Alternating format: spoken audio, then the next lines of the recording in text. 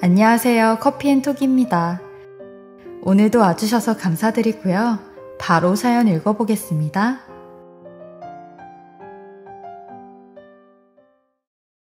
안녕하세요. 이제 결혼한 지 4년차 된 30대 후반 여자입니다.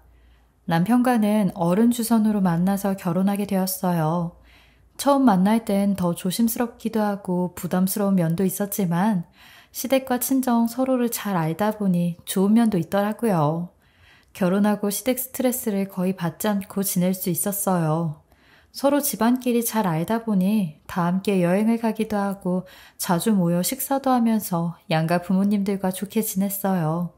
제가 직장 다니면서 이세 계획이나 집안일에 대해 부족한 부분도 많았는데 늘 저희의 입장에서 생각해 주셨고 밥도 힘드니까 해먹지 말고 시켜서 먹으라는 그야말로 딱 요즘 시어머니였어요.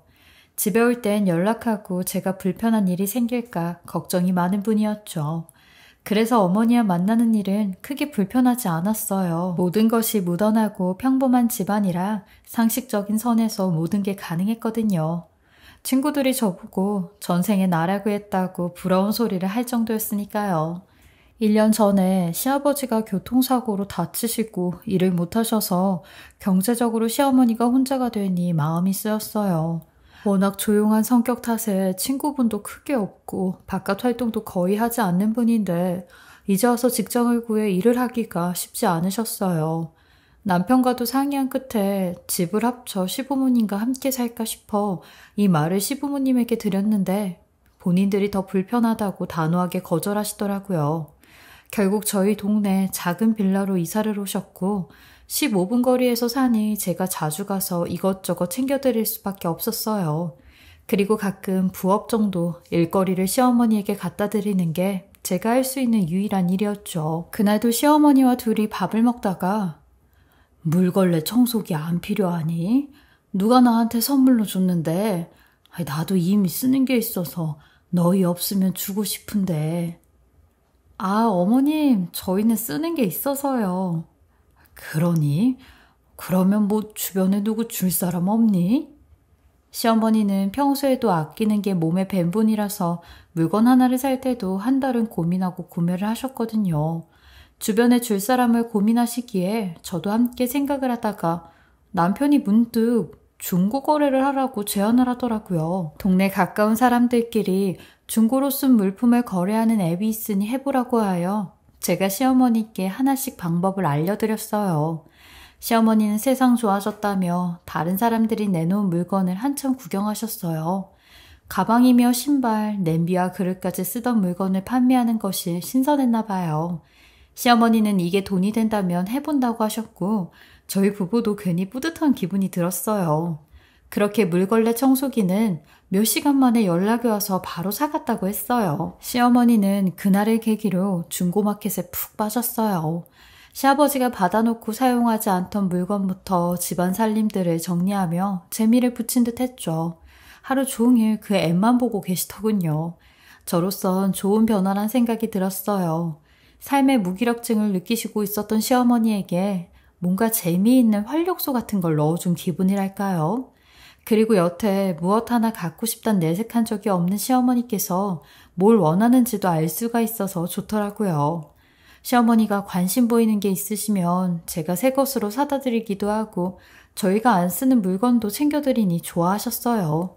어머님, 요즘도 그 중고거래 재밌게 하세요? 요거 참 재밌더라. 내가 물건 팔러 나가면 사러 온 사람들이 다들 깜짝 놀라. 속으로 웬 노인네가 이런 것도 하나 싶을 거야. 에이, 어머님 연세에 이런 중고거래 하시면 완전 세련되신 거죠. 그리고 이거요. 저희는 안 쓰는 건데 어머님 이거 팔아서 쓰실래요? 근데 팔릴까 모르겠어요. 이 정도면 상태도 좋고 무조건 팔린다. 보면 집에서도 이렇게 안 쓰는 게 많다니까. 이 기회에 싹 정리하고 깨끗하게 살아. 집도 정리되고 얼마나 좋니? 나는 이거하고부터 집이 아주 깨끗해져서 속이 다 시원하다니까. 그렇게 시어머니에게 저희가 잘 안 쓰는 안마기계를 드렸어요.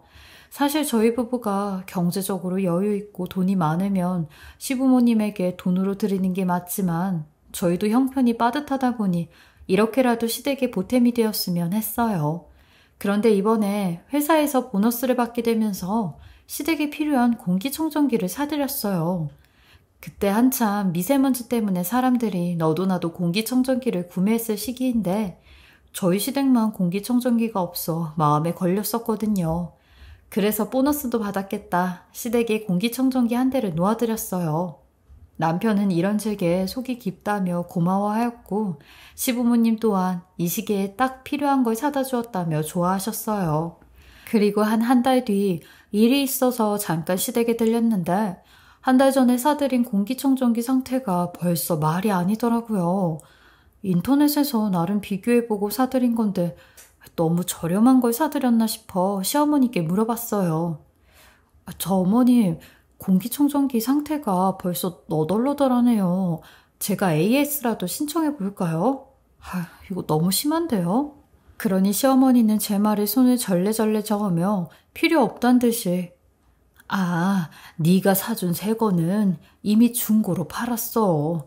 이거는 누가 2년 쓴 건데 너무 멀쩡해. 난 이게 더 좋아. 필요 없다. 그 말을 들으니 너무 당황스럽더라고요. 그리고 내심 서운하기도 하고요. 저는 단순히 돈보다 물건을 쌓아두고 사는 게 싫어서라고 생각했는데 아끼는 시어머니의 성격이 여기에서 뭔가 터져버린 건 아닐까 걱정이 들었어요. 현금이 본인 손에 잡히니 모든 것을 팔 수 있다는 것으로 보는 건 아닌가 싶었죠. 나중에 어느 정도 팔고 나면 이런 일들도 조금 정리되지 않을까 싶었습니다. 그날도 저한테는 필요 없는 옷이나 물건은 싹 다 가지고 오라고 해서 시어머니한테 드렸더니 며칠 뒤에 제가 준 것들이 다 판매가 되었다며 들뜬 목소리로 연락이 왔어요. 얘, 네가 준 거 다 팔았다. 역시 네가 젊은 애라 그런지 올리니까 바로바로 연락이 와. 반응들도 좋더라고. 아니 웃긴 게 서로들 산다고 자기한테 달라고 난리였어. 그래서 말인데 내가 네 덕에 돈도 벌었겠다. 맛있는 밥 사줄게. 먹고 싶은 거 있으면 얘기해라. 그렇게 시어머니는 중고 판매로 용돈 정도는 벌어 쓰셨고 기분이 좋다며 한 통 내겠다고 하셔서 단 둘이 저녁을 먹게 되었어요. 밥을 먹으면서도 대화 주제가 전부 중고 판매였어요. 뭘 팔아야 할지 잘 팔릴까만 고민하셨죠. 예, 근데 사돈 어른도 안 입는 옷이나 가방 많지 않니? 네, 저희 엄마요? 그래, 혹시나 너희 엄마도 안 신는 신발이나 가방 같은 거 있음 한번 찾아봐 보시라고 해. 어차피 버리실 거면 나한테 버리시면 좋잖냐. 네가 친정 가서 쓱 봐봐. 대답은 대충 알겠다곤 했지만 시어머니의 이런 중고거래가 저를 넘어 저희 친정까지 이어지다 보니 조금은 불편하더라고요. 저희 엄마나 저도 고가의 옷들을 사서 입는 게 아니라 모두 저렴하게 구매한 것들인데 되팔기에도 적절하지 않은 데다가 사용감도 있는 것들이라 판매까지는 어려울 것 같아 그땐 그냥 가볍게 대답만 하고 넘어갔어요. 하지만 시어머니는 포기하지 않고 집요하게 묻기 시작했습니다. 얘, 친정집 가서 찾아봤니? 네, 찾아봤는데 엄마도 딱히 버릴 게 없다고 하시더라고요. 저도 그렇고요. 저번에도 한번 어머님한테 다 드려서 더 이상 드릴 건 없어요, 어머님. 없다고? 원래 지금 당장 보면 다 필요할 것 같아도 시간 지나면 필요 없어진다. 네가 버리기가 좀 그런 것 같으면 나랑 같이 정리할 겸 같이 해보는 건 어때? 나도 혼자 하다 보면 다 필요한 것 같아서 안 버리게 되더라고. 시어머니의 이런 지병과도 같은 말에 저도 선을 좀 그어야겠다 생각해 단도직입적으로 어머님께서 자꾸 이러시면 어머님이 좀 불편해질 것 같다고 말씀드렸어요. 그러니 이내 토라진 목소리로 팽하고 전화를 끊으시더라고요. 저도 이런 마음이 불편했지만 한두 번도 아니고 매번 이런 연락을 받는 게 스트레스였거든요. 또 한편으론 시어머니한테 괜한 걸 알려드렸나 남편하고 자책도 했네요. 내가 그때 쓸데없는 소리를 해서 되려 자기가 더 피곤하게 됐네. 나도 어머니한테 잘 말씀드려 볼게. 남편은 시어머니에게 전화를 걸어 중간 역할을 잘 해주었고 시어머니도 화가 좀 풀리셨는지 조심하겠다고 하셨어요. 그리고 그 주 주말이 되어 저는 남편하고 외출을 하러 나와 있었는데 남편 핸드폰으로 시어머니가 연락이 왔어요. 시어머니는 주말이라 저희가 집에 있을 줄 알고 반찬을 주러 왔다고 하시더라고요. 그러더니 이것만 넣고 갈 테니 비밀번호를 알려달라고 하시는 것 같았어요. 남편이 비밀번호를 말하더라고요. 그런데 몇 분 뒤 시어머니한테 다시 전화가 왔어요. 비밀번호를 누르다가 몇 번이나 잘못 눌러 문이 아예 안 열린다는 연락이었죠.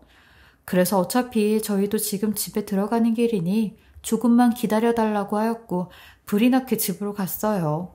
그리고 같이 집에 들어갔는데 시어머니는 오자마자 저희 집 빨래 건조대에 있는 옷부터 쓱 훑으시더라고요. 그리고 저한테 들으라는 식으로 우영아, 이런 목 늘어난 티셔츠는 그만 좀 입어라. 아니 이런 건 갖다 버리지 왜 입고 있어? 네 와이프가 이런 것도 신경 안 써주냐? 그래서 내가 이런 안 입는 옷 좀 달라고 했건만 내가 무슨 새 옷을 달라고 했어? 교묘하게 돌려 제게 시집살이를 시키셨죠. 아무리 못 입는 것들이라고 해도 저랑 남편이 쓰는 건데 집요하게 팔 것을 찾으려고 하는 시어머니가 불편했어요. 이렇게 잠깐 집에 들르기만 해도 온 집을 살피며 팔 게 없나 하는 눈으로 보는 것도 신경 쓰였고요. 심지어는 시집살이를 하는 척하며 청소는 잘 되어 있냐고 안방까지 들어와 남편과 제 물건을 보는 것도 속이 뻔히 보였어요. 그냥 제가 알던 시어머니가 아닌 것 같았죠. 그래서 남편과 고안해낸 게 가능하면 시어머니와 밖에서 만나 시간을 보내기로 한 거였어요. 이러다가 시어머니뿐만 아니라 시아버님과도 불편해질까봐 나름 찾아낸 방법이었죠. 그리고 얼마 후 남편에게서 다급한 연락을 받았어요. 오늘 저녁에 장례식장에 갈 일이 생겨서 몇 분 뒤면 도착을 하니 남편이 맨날 입는 검정 정장을 갖고 내려와 달라는 전화였어요. 연락을 받자마자 장롱안을 열었는데 이상하게 그 남편의 검은 정장이 보이지 않았어요.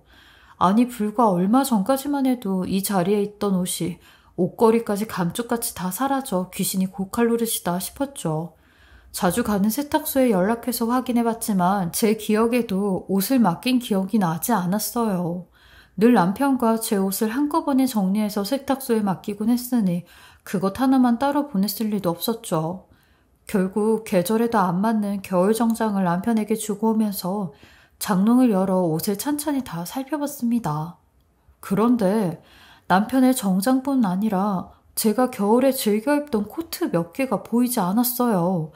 그때 계절이 한여름이라 겨울옷은 아예 쳐다도 보지 않았으니 옷이 사라졌는지도 몰랐죠. 그런데 없어진 옷들이 그 코트가 전부가 아니었어요. 벨트며 가방까지 사라진 게 한두 개가 아니더군요. 그리곤 그 순간 머릿속을 스친 건 시어머니였어요.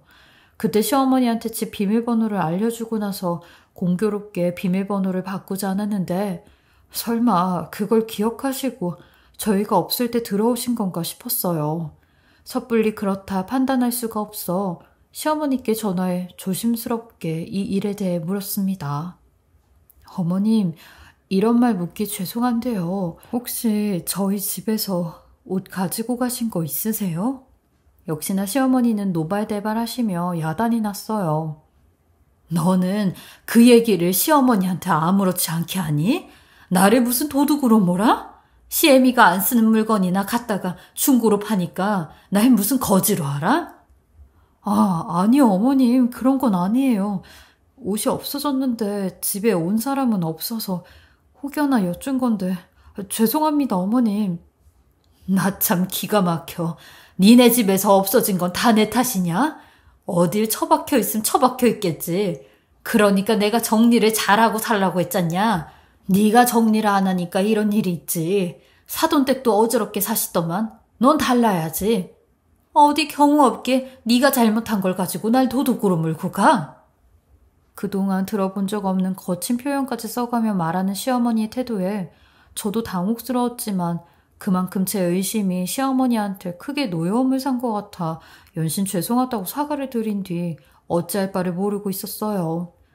그렇게 복잡한 마음으로 우리 집에 온 모든 사람들을 의심했어요. 심지어 저희 집에 잘 오던 제 친여동생까지 의심을 했죠. 하지만 아무리 생각해도 이렇게 옷 몇 개와 가방만 쏙쏙 빼간 도둑이 있을까 싶기도 했어요. CCTV를 보는 방법도 생각했지만 신고가 들어가기 전에는 어려운 일이라기에 집 비밀번호를 바꾸고 폐물이나 통장 박스도 자리를 옮겨뒀어요. 자주 들진 않았어도 경조사나 차려입어야 하는 자리에서 들던 유일한 가방인데 다시 사려니 아깝더라고요. 동네 친구에게 이 일을 털어놓으니 역시나 시어머니가 아니냐고 묻더라고요. 저도 괜한 의심을 했다가 사이만 이상해졌다고 했죠. 어떻게 하면 꼬리를 잡을 수 있을까 싶다가 동네 친구가 제안을 하나 하더라고요. 예, 만약에 너희 시어머니가 네 물건 훔쳐다가 중고로 거래하면 시어머니 아이들을 훔친 물건들 판매하는지 보면 되잖아. 어머, 그렇네. 왜 여태 그 생각을 못했지? 지금 당장 봐야겠다. 만약 내 물건 있으면 어떡해.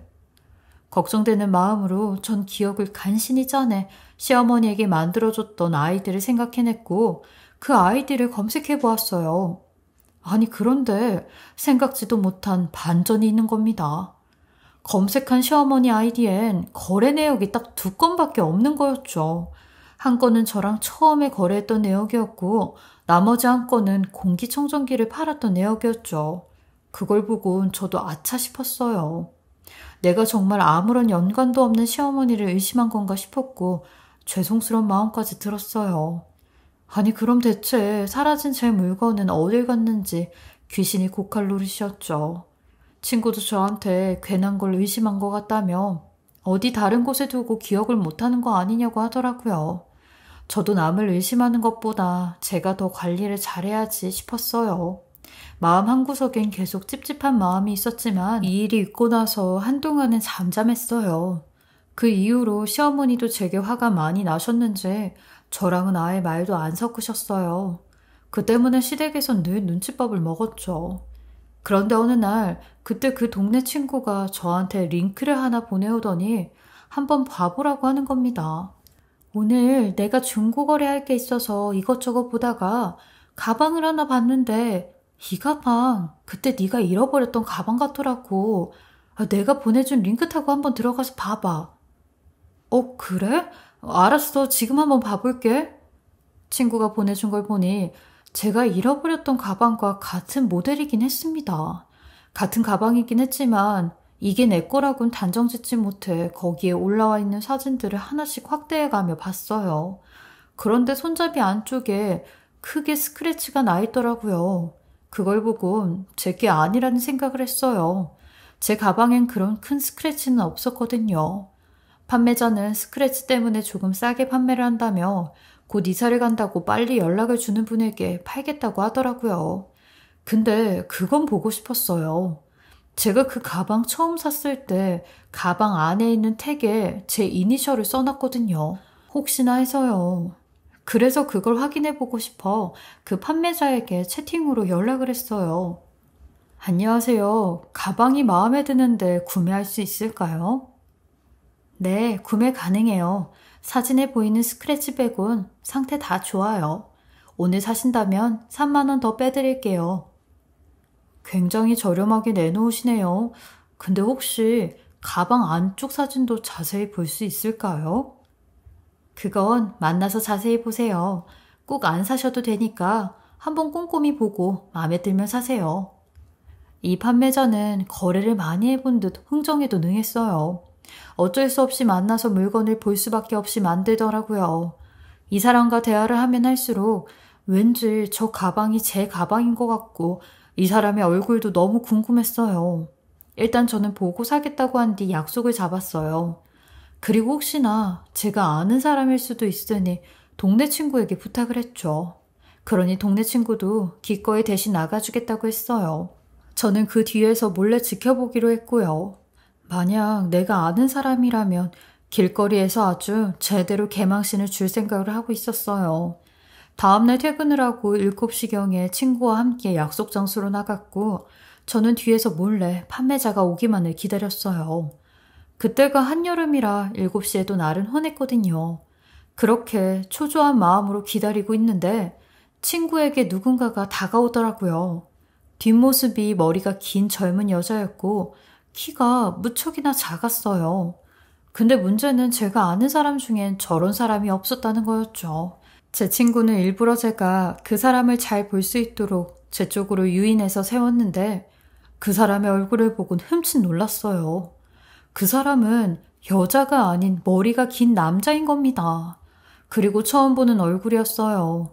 친구는 제일 먼저 가방의 안쪽을 보기 시작했는데 제가 가방 안쪽에 있는 택에 제 이니셜이 있나 확인해 달라고 했거든요. 그리고 그게 있으면 저를 불러달라고 했어요.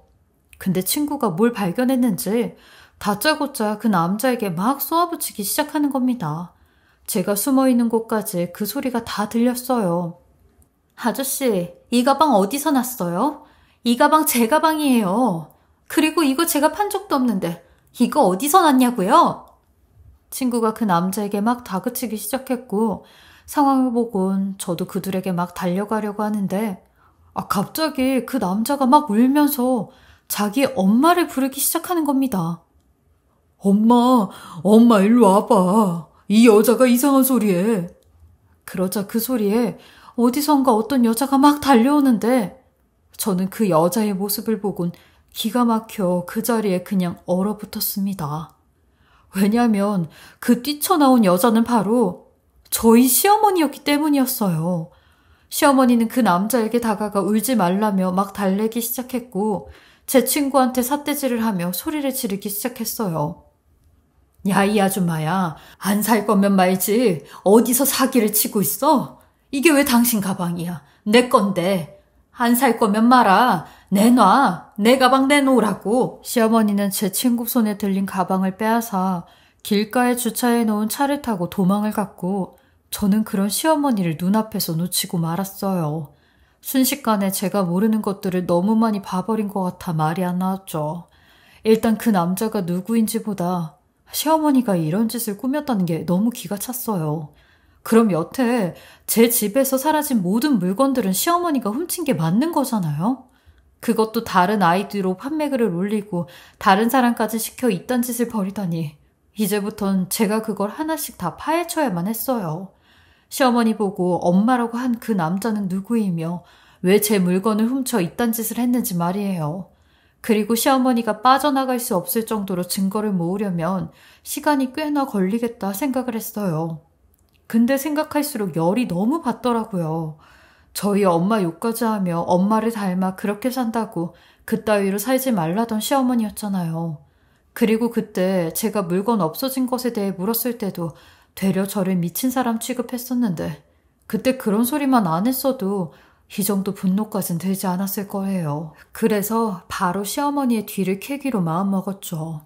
일단 오늘 했던 대화들과 제 가방으로 올린 글들을 모두 다 캡처해놨어요. 근데 1시간도 안 돼 바로 그 글을 내리더라고요. 시어머니는 아주 주도면밀했어요. 대체 이런 것들을 어떻게 이렇게 알고 잘하는가도 궁금했고요. 처음엔 남편한테도 이 이야기를 해야 할까 했는데 결국엔 남편도 본인 엄마 편일 것 같아 우선은 저 혼자 증거를 다 수집하고 나서 터뜨리려고 했어요. 그리고 주말에 시어머니에게 연락도 하지 않고 시댁으로 들이닥쳤어요. 역시나 시어머니는 저보고 연락도 없이 왔다며 성을 내셨고 지금 나가야 된다며 들어오지 말라고 가라고 하셨어요. 어딜 가시냐고 물어도 대답도 안 하시는데 결국 저는 시어머니한테 개차반되어 내쫓기고 밖에서 기다렸다가 시어머니 뒤를 미행하기로 맘먹었어요. 저 혼자 007 영화 한 편을 찍었죠. 한 10여 분을 기다리자 시어머니가 쇼핑백을 하나 들고 밖으로 나왔고 빌라 골목을 빠져나갔어요. 그리고 그 앞에 있는 아파트의 외진 놀이터로 가는데 그곳에 가니 그때 만난 머리 긴 남자가 기다리고 있더라고요. 저는 그 모습을 동영상으로 다 찍었고 최대한 줌을 땡겨 그 둘의 모습을 보았어요. 시어머니는 그 남자에게 뭐라 손동작을 하며 가르쳤고 그 남자는 고개를 끄덕이며 알겠다고 하는 것 같았어요. 그러면서 챙겨온 쇼핑백을 그 남자에게 건네곤 물건을 보여주는데 그 물건은 제가 도둑 맞았던 겨울 코트였어요. 그걸 보는데 머리를 한 대 얻어맞은 느낌이었죠. 여태 저희 집에서 없어진 물건들 전부 다 시어머니가 훔쳐간 게 맞았던 거였으니까요. 그리고 얼마 뒤 물건을 구매한 사람이 제 코트를 넘겨받았고 그 사람이 사라지자마자 어디선가 시어머니가 나와 그 남자를 칭찬하더라고요. 그러니 그 남자가 기분이 좋았는지 큰 소리로 시어머니에게 이야기를 하는데 딱 봐도 그 남자는 좀 보통의 정상인은 아닌 것 같았고 몸이 아픈 사람 같았어요. 시어머니에게 또 엄마 소리를 하며 오늘은 엄마가 하라는 대로 잘했으니까 사탕이랑 젤리를 사달라고 하더군요. 그러니 시어머니도 우리 아들 잘했으니까 엄마가 많이 사줘야지 하며 집으로 가자고 하더라고요. 저는 끝까지 그 둘을 놓치지 않으려고 멀찌감치 따라갔는데 그들이 발걸음을 멈춘 곳은 다름 아닌 시어머니가 사는 빌라와 몇 미터도 떨어지지 않은 어느 주택의 반지하였어요. 맘 같아선 그 안까지 들어가 보고 싶었지만 저는 일단은 남편에게 이 사실을 알려 시어머니의 두 얼굴을 통보했어요.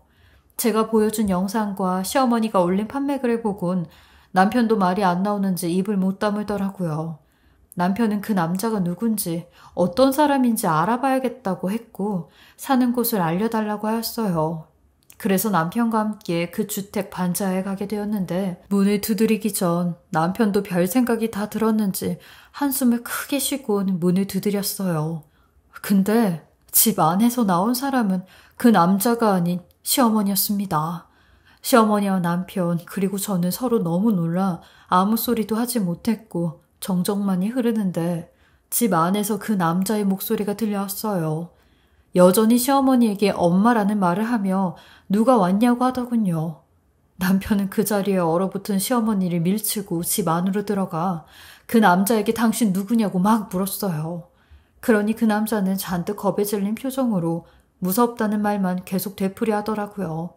시어머니 또한 그런 남편을 말리며 그만하라고 하지 말라고 우시기 시작하는데 그 집 안엔 시어머니가 그 남자와 같이 찍은 사진들이 한 3-4개 정도 걸려져 있었어요. 근데 다 요즘 사진이 아닌 몇십 년은 좋게 되어 보이는 사진들이었죠.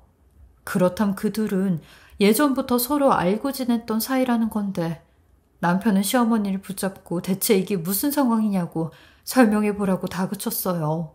그러니 남편과 제 앞에 무릎을 꿇으시며 다 본인 잘못이라며 본인이 죄인이라고 하시는데 시어머니로부터 들은 이야기는 너무 충격적인 이야기였어요. 시어머니는 외동인 남편에게 저 남자가 네 형이라고 하는 겁니다. 아버지가 다른 형이라는데 이 사실은 저희 시아버지도 모르는 비밀이라고 했어요. 거슬러 올라가 남편이 태어나기도 전에 시어머니가 결혼도 하시기 전에 시어머니는 원치 않는 불의의 사고로 임신이 되었대요. 근데 동네에서 그 소문이 나면 시집도 못 가고 거기서 더 이상 살지도 못하니 신고를 할 수도 없었고 신고를 한다고 해도 동네 사람들로부터 손가락질 받고 얼굴도 못 들고 다닐 게 뻔해 부모님한테 쫓겨나 다른 곳으로 가서 혼자 출산을 하셨대요. 시어머니의 부모님 또한 시어머니에게만 처신을 어떻게 했길래 그랬냐며 그 잘못을 오로지 본인 딸에게만 돌렸다는데 당시 19살밖에 안 된 시어머님은 너무 어렸고 아이를 없앤다는 생각도 하지 못한 채 혼자서 그 일을 감당했대요. 그렇게 혼자 출산을 하고 출산한 그 아들은 고아원에 맡겼대요. 그리고 몇 년 뒤 시아버님을 만나 결혼을 하셨다는데 시아버님한테는 이런 어마어마한 비밀은 숨겼대요. 그걸 알면 결혼해줄 사람은 아무도 없으니 영영 입 밖에 내뱉지 말라는 말 때문에요. 하지만 시어머니는 한 달에 한 번씩 고아원에 봉사를 가는 척 본인의 아들을 보러 갔고 아들이 커가면서 정신이 온전치 못한다는 것도 알게 되었대요.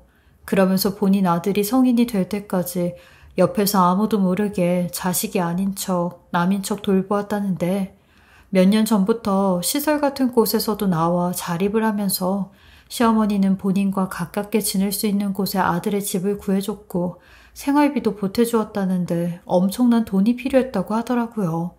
그래서 이런 짓을 벌인 거라고 하시는데 자기가 죄인이라며 저한테도 몹쓸 짓을 한 것 같다고 어찌 용서를 바라냐고 미안하다고 손이 발이 되도록 비시는 겁니다. 그리고 제 물건을 도둑질해 갔을 때도 의심받지 않으려고 일부러 거래하러 나갈 땐 아픈 아들한테 심부름을 시켜 물건만 주고 오라고 했대요. 일부러 아이디도 매번 다른 아이디로 거래를 했다는데 그 말을 듣고 나선 저도 그렇고 남편도 그렇고 화도 났지만 너무 애통했어요. 물론 잘못된 건 잘못된 거고 하지 말아야 할 행동을 하신 건 맞지만 시어머니께서 그런 일을 당하시고 그렇게 해서 낳은 아들을 끝까지 보살피셨다는 게 너무 마음이 아파 숙연해졌거든요. 시어머니께선 이제라도 다 알게 됐으니 본인은 벌을 받아도 할 말이 없고 이혼을 당해도 싸다며 니들이 하고 싶은 대로 하라고 하시는데 저희 남편도 말없이 울기만 했어요. 한편으론 저도 너무 자책스럽더라고요. 왜냐면 시어머니의 깊은 몇십 년 동안의 숨겨온 비밀을 제가 파헤친 건 아닌가 싶어서요.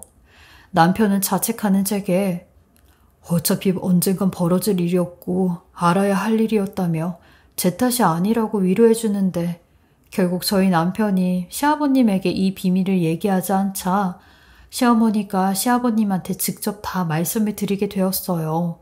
그러면서 저희 가족 모두가 이 비밀을 알게 되었죠. 시아버님도 한동안 엄청난 충격으로 시어머니와 별거를 하셨고 밤마다 저희 남편에게 연락을 해 너무 고통스럽다고 이 일을 어떻게 해야 되냐고 호소하셨어요. 남편도 이럴까봐 시아버님한테 이야기하지 않으려고 한 건데 시어머니께서 본인이 죗값을 치르고 싶다며 이야기하셨으니 말이에요. 시어머니는 그동안 저희 집에서 훔쳐간 물건들을 전부 다 판 바람에 물건이 없다 하며 그 돈은 어떻게 해서든 자기가 갚겠다고 하는데 저는 그런 시어머니에게 그 돈 안 갚으셔도 된다고 하였어요. 그거 주신다고 해도 제가 못 받을 것 같다고 하였죠. 그렇게 저희 시부모님은 한 1년 정도 별거를 하셨고 1년 후에 시아버님께서 시어머니의 과거를 다 용서해주고 받아주시기로 하였어요. 주변에선 이해가 안 간다고 할 테지만 저희 시부모님이 그런 일이 있기 전엔 워낙 사이가 좋으셨거든요. 주변에서도 다들 인고 부부라며 금실 좋다고 소문이 났는데 결국엔 다시 이어지게 되었어요. 쉽지 않은 결정을 시아버님께서 하셨고 저희 부부도 이런 시아버님의 결정에 따라 시어머니께서 혼자 낳으신 아들을 가족으로 맞이했어요. 저 또한 시어머니가 저한테 모질게 하고 상처 주었던 것들 다 용서했고요. 지금은 이런 역경을 다 겪고 이겨낸 화목한 가족으로 잘 살고 있습니다. 저도 엄마가 되어보니 시어머니의 마음을 조금씩 이해할 것 같아요. 내 배 아파서 낳은 자식은 영원히 내 자식이니까요. 제 기막힌 이야기 들어주시고 읽어주셔서 감사하고요. 다들 가족의 소중함을 잊지 마시고 늘 행복하시길 바라겠습니다. 지금까지 커피앤톡이었습니다. 오늘도 끝까지 함께 해주셔서 감사하고요. 저는 다음 영상으로 또 찾아뵙겠습니다.